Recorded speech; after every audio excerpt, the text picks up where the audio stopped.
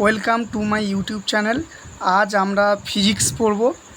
প্রথমে যেটা চলে আসি, প্রথম হচ্ছে the branch of science concerned with the nature and properties of matter and energy. অর্থাৎ সায়েন্সের যে ব্রাঞ্চটা আমাদের ম্যাটার এবং এনার্জির সঙ্গে ডিল করে তাদেরকে আমরা ফিজিক্স বলবো। Scientist known as father of physics. কোন কোন সায়েন্টিস্টকে ফিজিক্সের ফাদার বলা হয় সেগুলি হলো আইনস্টাইন, নিউটন অ্যান্ড গ্যালিলিও। তাহলে আইনস্টাইন, নিউটন এবং গ্যালিলিওকে সায়েন্সের পিতা বলা হয়। Father of nuclear physics, nuclear ফিজিক্সের ফাদার কাকে বলে? এটা আর্নেস্ট রাদারফোর্ড। তাহলে রাদারফোর্ডকে নিউক্লিয়ার ফিজিক্সের পিতা বলা হয়। Father of Indian nuclear program, Indian nuclear প্রোগ্রামের পিতাকে? এটা হলো হোমি জাহাঙ্গীর ভাভা। এটাকে হোমি জাহাঙ্গীর ভাভা।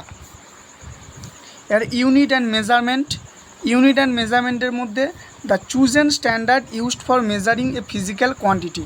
অর্থাৎ একটা ফিজিক্যাল কোয়ান্টিটিকে মেজার করার জন্য যে চুজেন স্ট্যান্ডার্ডে আমাদের দরকার হয় তাদেরকে আমরা বলবো ইউনিট।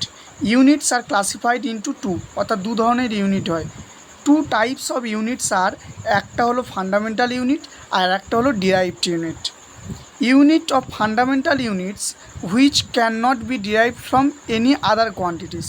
তাহলে ফান্ডামেন্টাল ইউনিট যেগুলি হয় এরা অন্য কোনো ইউনিট থেকে তৈরি হয় না, অর্থাৎ এরা একটা ইংরাজি বর্ণমালার ভাওয়েলের মতো।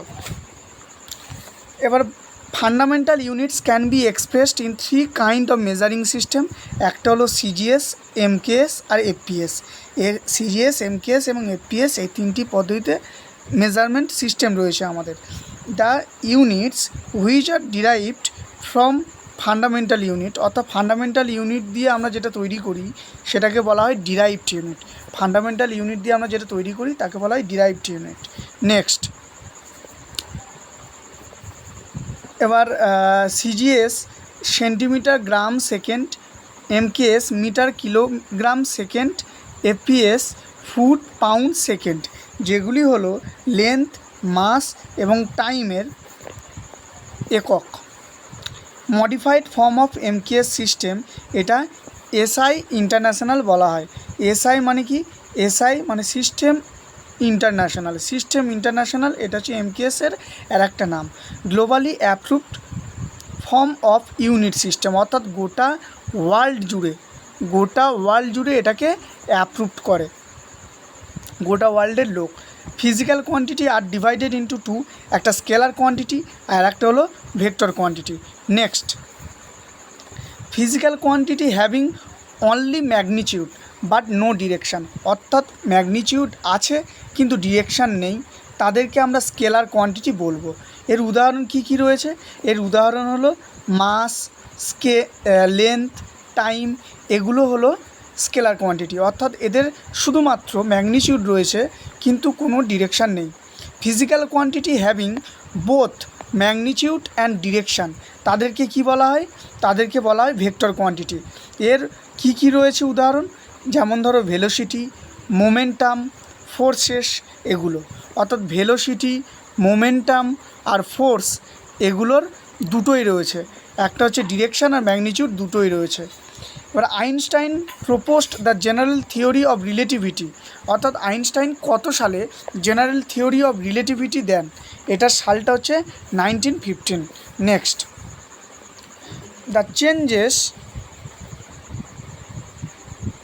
দ্য চেঞ্জেস ইন মোশন, তাহলে কী হলো? মোশন কাকে বলবো? The changes in position of an object over time is called motion, অর্থাৎ একটা জিনিসের বা একটা কোনো বস্তুর সময়ের সাপেক্ষে তার অবস্থার পরিবর্তনকে মোশন বলে। Actual length travel by a body is called distance, যখন কোনো বস্তু সেটা ঘুরে ফিরে হোক যেরকমভাবে হোক একটা জায়গায় যায়, এই গোটা যে দূরত্বটা গেল তাকে আমরা বলবো ডিস্ট্যান্স। আর ডিসপ্লেসমেন্ট কাকে বলবো? অর্থাৎ জিনিসটা শর্টেস্ট ডিস্ট্যান্স, অর্থাৎ সোজা চলে এলো, এর মধ্যে এই যে শর্টেস্ট ডিস্ট্যান্স এটাকে বলবো আমরা displacement. Next, machine, the mechanics, the study of particle or bodies when they are at rest or motion, অর্থাৎ রেস্ট বা মোশন এই দুটোর যে কোনো একটাতে থাকলে আমরা মেকানিক্সের মধ্যে ডিল করি। মেকানিক্স দু ধরনের হয়, একটা স্ট্যাটিক আর একটা হচ্ছে ডায়নামিক, অর্থাৎ একটা দাঁড়িয়ে থাকবে অর্থাৎ স্থির, আর একটা হচ্ছে ডায়নামিক মানে চলবে। The study of objective of rest is called static, the study of moving object is called dynamic. বললাম। নেক্সট হচ্ছে কাইনেটিক অ্যান্ড কাইনেম্যাটিক্স। এই দুটো কি, কাইনেটিক্স অ্যান্ড কাইনেম্যাটিক্স আর সাব ডিভিশনস অফ ডায়নামিক্স। ডায়নামিক্সের দুটো পার্ট, একটা কাইনেটিক্স আর একটা হলো kinematics. Kinetics deal with relationship between the motion of bodies and forces acting on them, অর্থাৎ কাইনেটিক্স ডিল করে যে কোনো বস্তুর উপরে রিলেশনশিপ, কার মধ্যে একটা মোশন আর ফোর্সের মধ্যে একটা রিলেশনশিপ কাইনেটিক্স ডিল করে। Kinetics is the study of relationship between, কাইনেটিক্সটা কি তাহলে, কাইনেম্যাটিক্সটা কি তাহলে, কাইনেটিক্স শুধুমাত্র ডিল করে একটা বডির মোশনের উপর, আর একটা হচ্ছে ফোর্সের উপর ডিল করে, ফোর্সের সঙ্গে ডিল করে। কিন্তু কাইনেম্যাটিক্সের মধ্যে অনেক জিনিস রয়েছে। কি relationship between displacement, velocity, acceleration, time of given motion without considering the forces that cause the motion। হ্যাঁ, এটা হচ্ছে ফোর্স যে এর উপরে আছে সেটা ছাড়াই এটাকে ধরা হয়, এটাকে বলা হয় কাইনেম্যাটিক্স। নেক্সট, এবার প্যারামিটারস, ফর্মুলা অ্যান্ড ইউনিট। যেমন ধরো স্পিড আর ভেলোসিটি। স্পিডের ফর্মুলা হচ্ছে ডিস্ট্যান্স বাই টাইম, ইউনিট হলো metre per second. Velocity displacement by time, এর ইউনিট হলো metre per second. Acceleration change in velocity by time, অর্থাৎ এটা মিটার পার সেকেন্ড স্কোয়ার হয়ে যাবে, তখন এটা অ্যাক্সেলারেশন হবে, এটা metre per second square. Next, types of motion example, অর্থাৎ কত ধরনের মোশন হয় সেটা আমরা পড়ব একটু। কত ধরনের মোশন হয় এখানে আমরা দেখতে পাচ্ছি, একটা ট্রান্সলেটর মোশন মানে মুভিং ভেহিকেল, যে ভেহিকেলগুলো এক জায়গা থেকে অন্য জায়গায় যাচ্ছে সেই যে মোশনটা হচ্ছে তাদেরকে বলে ট্রান্সলেটর মোশন। তারপরে রেক্টিলাইনার মোশন মানে কি, অর্থাৎ একটা নির্দিষ্ট রেখা বরাবর নামছে বা উঠছে, যেমন মোশন ইন লিফট, এটাকে বলে রেক্টিলাইনার মোশন। তারপরে হলো কার্ভিলাইনার মানে কি, মোশন অফ রকেট, অর্থাৎ একটু বেঁকে দিয়ে যে মোশনটা হচ্ছে। তারপরে হলো সার্কুলার মোশন, এটা হচ্ছে স্পাইনিং হুইলস, একটা চাকা যখন ঘুরবে তখন সেই যে ঘোরাটা সেটা হলো সার্কুলার মোশন, অর্থাৎ একটা গাড়ি যখন যাচ্ছে ঘুরে ঘুরে চাকাটা। তারপরে হলো অক্সিলারেটরি মোশন মানে মুভিং অফ সুইং ধরো সুইংয়ের যে মোশনটা হচ্ছে সেটা হচ্ছে অক্সিলেটরি মোশন। তারপরে হলো পেরিওডিক মোশন, একটা নির্দিষ্ট সময় অন্তর যেটা হয়, যেমন হলো রোটেশন অফ আর্থ, অর্থাৎ পৃথিবীর ঘোরাটা, এটা হলো একটা পেরিওডিক মোশন, একটা নির্দিষ্ট সময় অন্তর এটা হয়। সিম্পল হারমোনিক মোশন, এটা হলো পেন্ডুলাম এই রকমভাবে পেন্ডুলাম থাকে, একবার এদিকে যাচ্ছে একবার এদিকে যাচ্ছে, এটা হলো সিম্পল হারমোনিক মোশন। তারপরে হলো সার্কুলার মোশন, এটা হচ্ছে অরবিটস অফ প্ল্যানেটস, অর্থাৎ আমাদের যে আমাদের এখানে যে প্ল্যানেটগুলি রয়েছে, একটা ইউনিভার্সের যে বিভিন্ন প্ল্যানেটগুলো রয়েছে তাদের যে অরবিট সেগুলো হলো সার্কুলার মোশন, তাদের অরবিটে ঘোরাটা হলো একটা সার্কুলার মোশন। ক্লিয়ার? নেক্সট, এবার হচ্ছে momentum. The product of mass and velocity of a body is called momentum. তাহলে মোমেন্টাম কাকে বলবো, একটা কোনো প্রোডাক্টের মাস এবং ভেলোসিটির গুণফল আমরা বলবো কি মোমেন্টাম, মানে রো সমান M V, it's vector quantity, এটা একটা ভেক্টর কোয়ান্টিটি কারণ এখানে ভি রয়েছে সেই জন্য একটা ভেক্টর কোয়ান্টিটি। ইউনিট কী হবে, কেজি কেন আসবে, এই এম এর জন্য কেজি এলো, আর মিটার পার সেকেন্ড কার জন্য আসবে, এই ভেলোসিটির জন্য মিটার পার সেকেন্ড এলো। A karate player in order to break a brick hits quickly because of momentum. অর্থাৎ একটা ক্যারাটে প্লেয়ার পাটে পাটে সাজানো ইটগুলোকে মেরে ভেঙে দেয়, কারণ এটা হঠাৎ করে আসা মোমেন্টামের কারণেই এই গোটা ইঁটগুলি সব কটা ভেঙে যায়। Next, Newton's law of motion. Newton's law of motion অর্থাৎ Newton's establish the law of motion in his book Principia Mathematica. এই বইটাতে নিউটন তার সবকটা সূত্রগুলো লিখেছেন। ফার্স্ট ল অফ মোশন, এটা কি? Everybody continues in its states of rest or uniform motion along a straight line unless compelled by external unbalanced force. অর্থাৎ কোনো একটা পদার্থ সে স্থির থাকবে অথবা যেটা চলতে থাকছিল সেই পদার্থটা চলতেই থাকবে যতক্ষণ না বাইরে থেকে তার উপরে একটা আনব্যালেন্সড ফোর্স প্রয়োগ করা হচ্ছে। This law is based on কার উপরে বেস করে তৈরি করা হয়েছে? এই লটা বেস করে তৈরি করা হয়েছে গ্যালিলিও লর উপর, Galileo law of inertia. Passenger in bus, তাহলে প্যাসেঞ্জার ইন বাস অর্থাৎ বাসের ভিতরে থাকা যে প্যাসেঞ্জারের যে ক্রিয়াকলাপ হচ্ছে সেগুলো সব গ্যালিলিওর ইনার্শিয়া লর উপরে ভিত্তি করে তৈরি হয়েছে। Next, second law of motion. Second law of মোশনটা কি? এটা হচ্ছে rate of change of momentum is directly proportional to the external unbalanced force. অর্থাৎ বাইরে থেকে যে আনব্যালেন্সড ফোর্সটা আমরা দিচ্ছি তার সঙ্গে কী হবে? প্রপোর্শনাল। অর্থাৎ আনব্যালেন্সড ফোর্সটার পরিমাণ যত বাড়বে rate of change of momentum তত বাড়বে। It is use to express force. এটা ফোর্সটাকে এক্সপ্রেস করার জন্য এটা এই সেকেন্ড লটা ব্যবহার করা হয়। Represented by equation F equal to m a. আচ্ছা, এটা মনে রাখার উপায় কি? আমাদের যখন বাইরে থেকে কেউ প্রেশার দেয় বা প্রেশার নয়, যখন আমাদের বাইরে থেকে ধাক্কা আমরা কি মা বলে চেঁচিয়ে উঠি, তখন এম এ মা। তাহলে এফ সমান এম এ। এফ মানে কি? ফোর্স, এম মানে কি? মাস, আর এ মানে কি? অ্যাক্সেলারেশন। অর্থাৎ ফোর্স সমান হলো ওই বস্তুর যে মাস এবং ওই বস্তুর অ্যাক্সেলারেশনের গুণফল। Next, third law of motion. For every action there is an equal and opposite reaction. প্রত্যেকটা অ্যাকশানের পিছনে একটা ইকুয়াল অ্যান্ড অপোজিট রিয়াকশান কাজ করে। যেমন প্রপালশন অফ রকেট যখন ছাড়া হয়, সুইমিং করার সময় আমরা যে সুইমিংয়ের সময় আমাদের থার্ড লকে কাজ করে আমরা সুইমিং করি। আর একটা হচ্ছে ফ্লাইং বার্ডস, এটাও থার্ড লর একটা এক্সাম্পল বলা যেতে পারে। এবার ইনার্শিয়াটা কি? The property of body which is unable to change its states by itself in the absence of external force called inertia. Property of body which is unable to change, অর্থাৎ কোনো বস্তু ধরো স্থিতিশীল অবস্থায় রয়েছে, তার স্থিতিতে থাকার প্রবণতাই হলো তার স্থিতিজাড্য বা ইনার্শিয়া, আর গতিতে থাকার প্রবণতা হলো গতিজাড্য, সেটাও এক ধরনের inertia. The law of inertia was discovered by, তাহলে ইনার্শিয়া, এই যে ল অফ ইনার্শিয়া, এটা সবথেকে প্রথম কে ডিসকভার করেছিল? এটা ডিসকভার করেছিল গ্যালিলিও।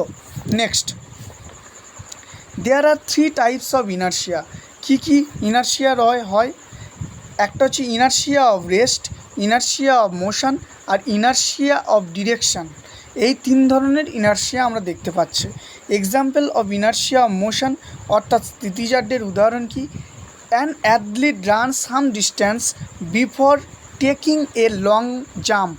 যখন একটা লং জাম্প নিতে যায় তখন তার আগে একটা অ্যাথলেটিক্স কিছু সময় ছুটে আসে যাতে তার মধ্যে গতিজাড্যতা থেকে থাকে, ইনার্শিয়া মোশনটা যেন থেকে থাকে, তবেই সেই ফোর্সে ও একটু জোরে লাফাতে পারবে। এক্সাম্পল অফ ইনার্শিয়া অফ রেস্টের উদাহরণ কি? As the train starts moving, যখন একটা ট্রেন চলতে শুরু করে, a man sitting inside lean backward, ওই ট্রেনে বসে থাকা লোকটা পিছনের দিকে সরে আসে, অর্থাৎ পিছনের দিকে একটা ঝাঁকুনি অনুভব করে, অর্থাৎ ওর বডিটা একটা স্থিতিতে থাকার প্রবণতাতে থাকে। Next example of inertia of direction কী হবে, এটা আমরা অনেকেই জানি না, কী হবে দেখা যাক।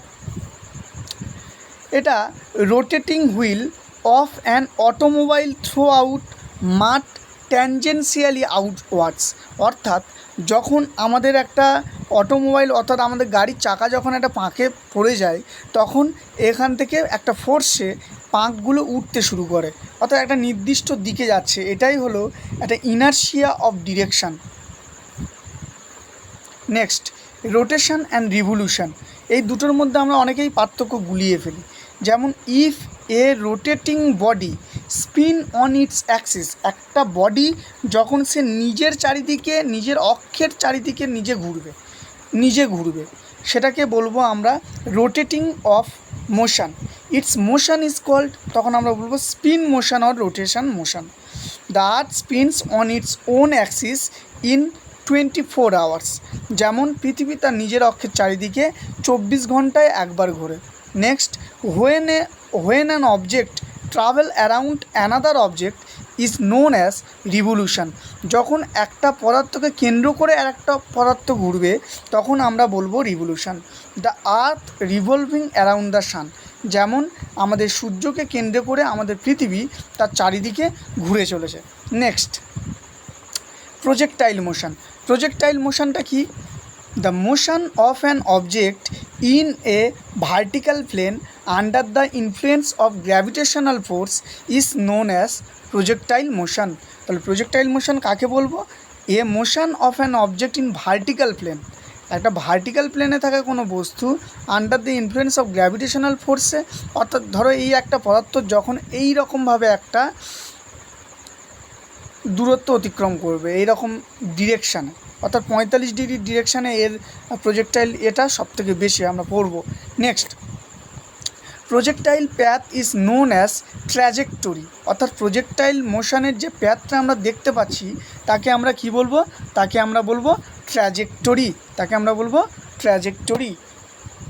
এ projectile reaches at maximum range, অর্থাৎ একটা বস্তুকে আমরা ছুঁড়ে অন্য জায়গায় দিতে পারি যদি এর অ্যাঙ্গেলটা এর 45 ডিগ্রি হয়ে থাকে, তবে এটি সব থেকে দূরে গিয়ে পড়বে।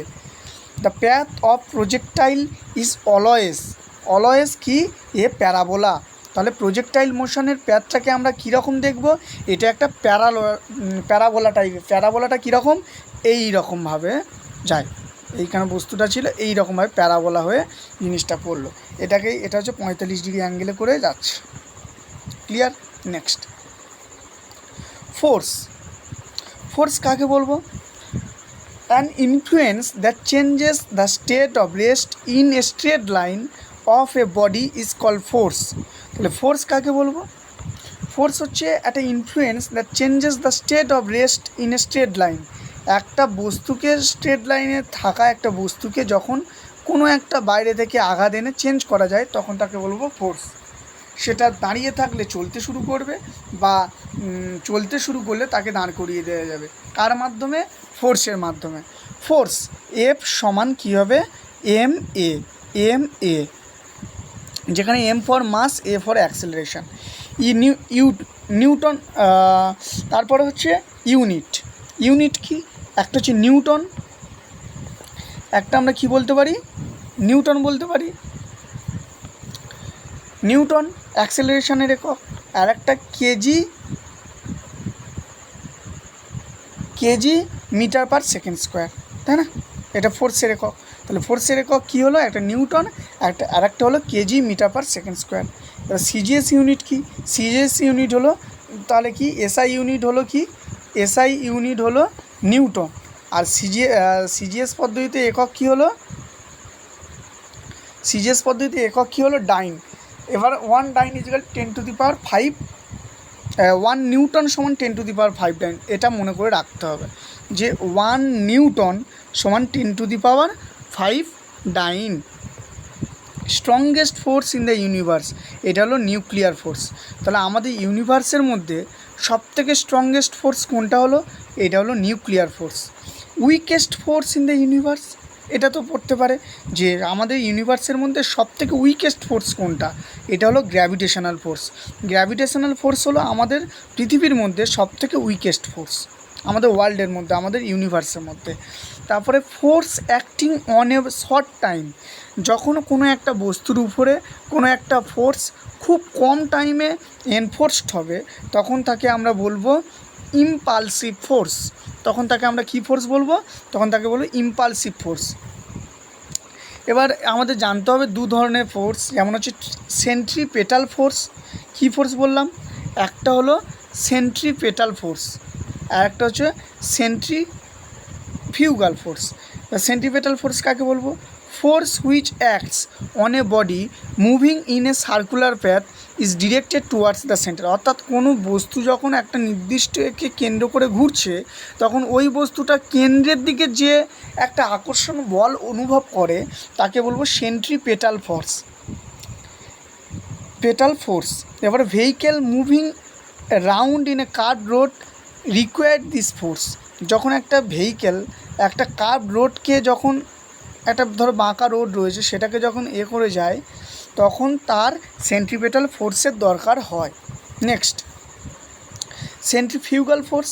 Force that acts on a body in a circular path is directed always away from the centre is called centrifugal force. Centrifugal force কাকে বলবো? যে যখন কোনো ফোর্স, যখন একটা নির্দিষ্ট বিন্দুর চারিদিকে ঘুরতে থাকা কোনো একটা পদার্থ, যখন ওর বাইরে একদিকে যে কাল্পনিক যে একটা ফোর্স বাইরের দিকে আসবে, তখন তাকে বলবো centrifugal force. Next, this force help to escape cream from milk. তাহলে আমরা যখন মিল্ক থেকে আমরা কোনো ক্রিমটাকে আলাদা করতে যাই, তখন আমাদের সেন্ট্রিফিউগাল ফোর্সের দরকার হয়। Capability of rotating object around a fixed axis is called torque. অর্থাৎ টর্কের সাহায্যেই একটা নির্দিষ্ট বস্তু তার নিজের চারিদিকে ঘুরতে যে সময়টা, বা যে একটা ফিক্সড অ্যাক্সিসের চারিদিকে রোটেটিং করার জন্য যে ক্ষমতার দরকার হয়, সেই ক্ষমতাটাকে বলো আমরা টর্ক। এর টাইটেনিং অফ নাট। টাইট, যখন আমরা নাটে যখন টাইট দিই, তখন আমরা এই টর্ককে ব্যবহার করি, কারণ ওই নাটটা ওই একই অ্যাক্সিসের উপর থাকা সত্ত্বেও কিন্তু এটা ক্লকওয়াইজ বা অ্যান্টি ক্লকওয়াইজ সবসময় ঘুরে চলছে। নেক্সট, ফ্রিকশনাল ফোর্স কাকে বলবো? ফ্রিকশন মানে কি? ফ্রিকশন মানে হলো ঘর্ষণ। Force that resists the movement of one surface over another surface. একটা সারফেসের উপর থেকে আর একটা সারফেসের যদি কোনো চলন হয়, তখন তাকে আমরা বলবো ফ্রিকশনাল ফোর্স হচ্ছে ওদের মধ্যে। এবার the substance which reduce the frictional force between this moving surface, তাকে বলবো লুব্রিক্যান্ট। লুব্রিক্যান্ট মানে হলো ফ্রিকশান তৈরি করতে দেয় না, অর্থাৎ যে পদার্থগুলো আমাদের ফ্রিকশান তৈরি করতে দেয় না, অর্থাৎ স্লিপ তৈরি করে, তাকে বলবো আমরা লুব্রিক্যান্ট। যেমন এখানে উদাহরণ দেখলে বুঝতে পারবে, গ্রিস, অয়েল, গ্রাফাইট, এগুলো হলো এক একটা lubricant. Next, application of friction. Application of friction কী কী? যেমন ধরো আমরা একটা গ্রাউন্ডের উপর থেকে হেঁটে চলেছি, এটা একটা অ্যাপ্লিকেশান হলো ফ্রিকশানের। Car can stop with a sudden brake. ধরো একটা জায়গায় একটা গাড়ি হঠাৎ করে দাঁড়িয়ে গেল, এটা কি অ্যাপ্লিকেশান অফ ফ্রিকশানের কারণে?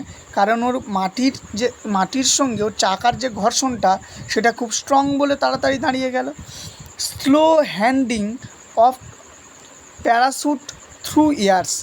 যখন আমরা প্যারাশুটটাকে খাটিয়ে যখন নিচের দিকে নামি, তখন এই প্যারাশুট কাপড়টা দেখে ওই হাওয়ার ঘর্ষণ হয়, তার ফলে এই প্যারাশুটটা আমাদের আস্তে আস্তে নামায়।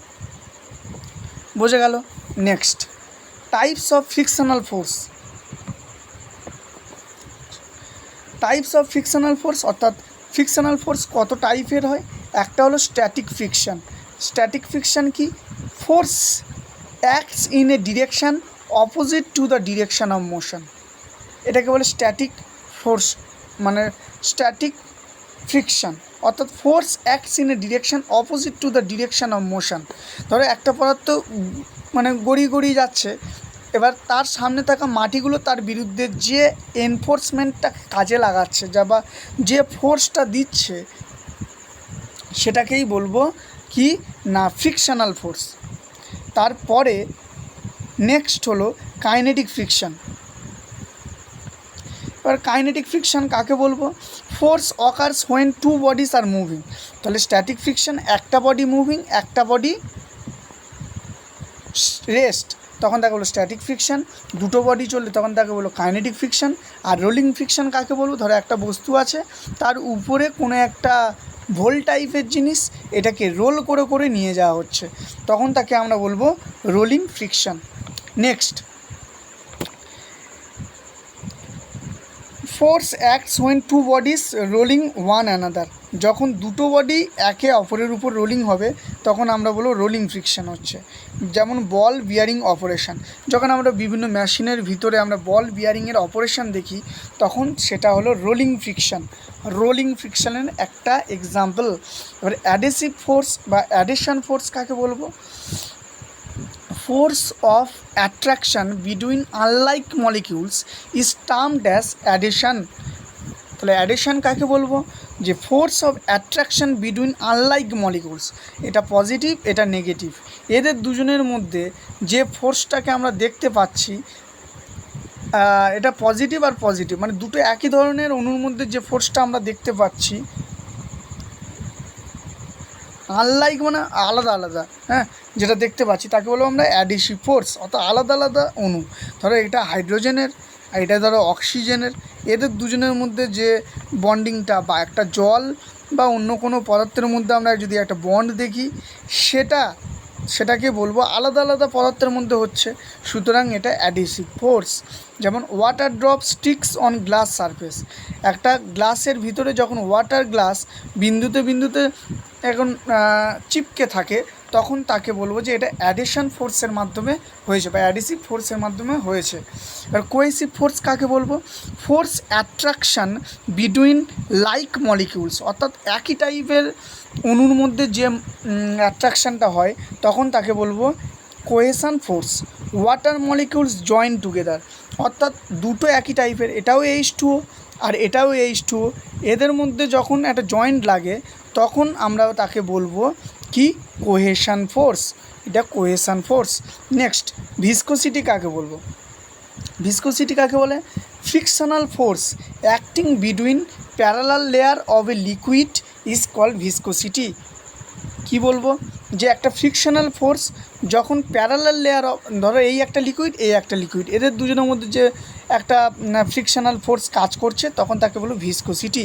ভিসকোসিটির এসআই ইউনিটটা খুবই পরে পরীক্ষায়, সেটা হচ্ছে পয়েজ, POISE, পয়েজ। পয়েজ হলো ভিসকোসিটির একটা একক, which increases in temperature viscosity, with increases in temperature, অর্থাৎ টেম্পারেচার বাড়লে তার ভিসকোসিটি কী হয়? কমে না বাড়ে? কমে। অর্থাৎ টেম্পারেচার যদি বাড়ে ভিসকোসিটি তাহলে কী হবে? কমবে। Next, viscosity of gas is less than viscosity of liquid, অর্থাৎ একটা গ্যাসের ভিসকোসিটি একটা লিকুইডের ভিসকোসিটির চেয়ে এটা কী হবে? কম হবে। একটা গ্যাসের ভিসকোসিটি কম হবে দেন লিকুইডের ভিসকোসিটির থেকে।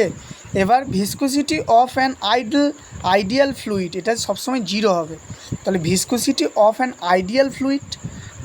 আইডিয়াল ফ্লুইডের ক্ষেত্রে ভিসকোসিটির পরিমাণ কত? এটা 0 হয় সব সময়। নেক্সট, এবার হচ্ছে মোবাইল লিকুইড কাকে বলবো? Mobile liquid having low velocity viscosity are called mobile liquid. তাহলে মোবাইল লিকুইড কাকে বলবো? মোবাইল লিকুইড বলবো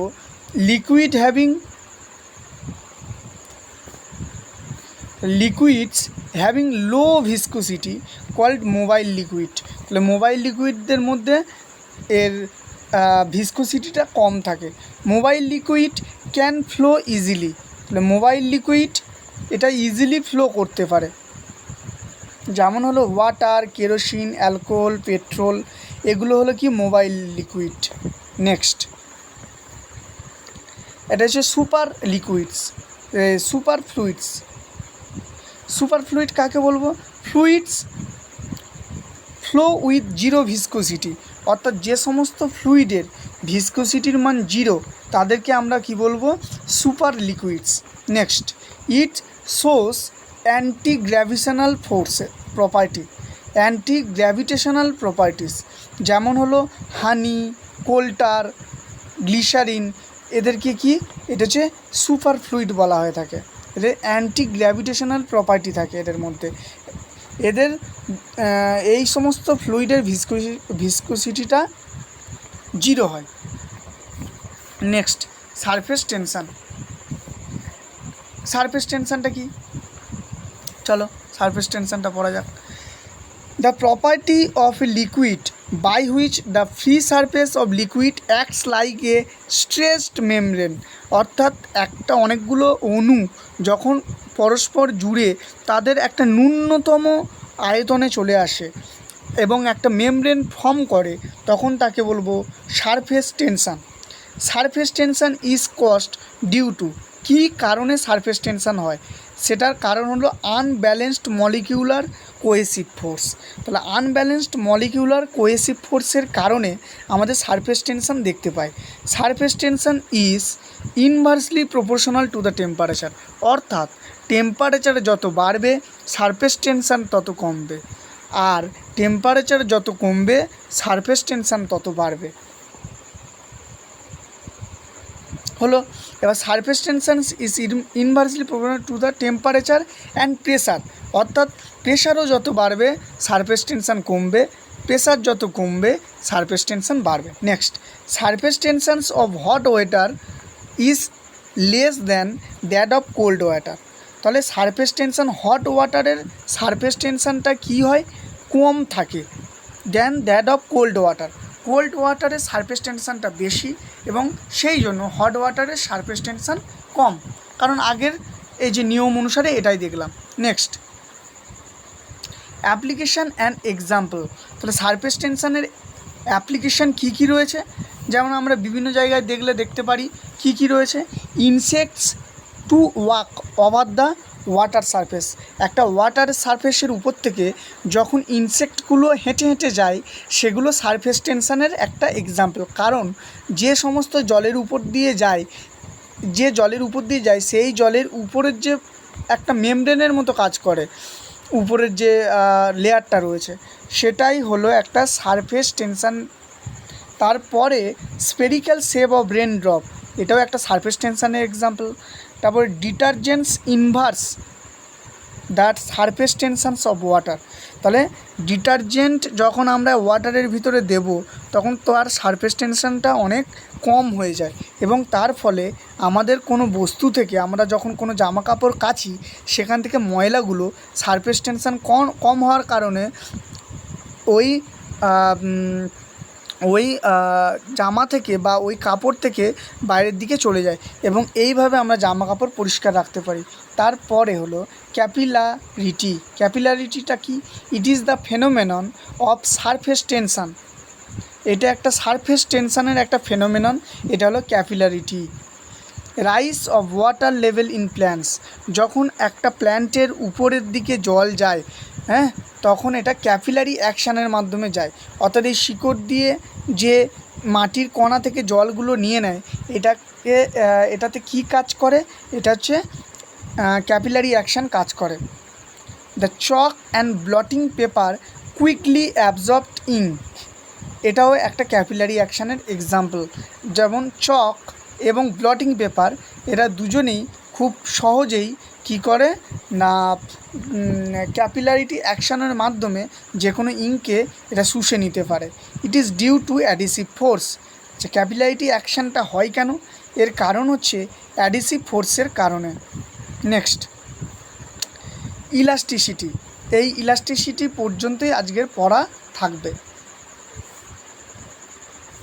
elasticity, ability of a body to return it's original shape. ধরো আমরা একটা পদার্থকে এইরকম জোরে টেনে, একটা ছোট পদার্থকে জোরে টেনে আমরা এত বড় করলাম, আবার সে যদি আবার ঠিক তার পূর্বের অবস্থায় যদি ফিরে আসে তখন তাকে বলবো যেটা সবথেকে বেশি ইলাস্টিক। এরকম হিয়ারকি অফ ইলাস্টিসিটি রাবারের ইলাস্টিসিটি কম আর স্টিলের ইলাস্টিসিটি বেশি, কারণ কি?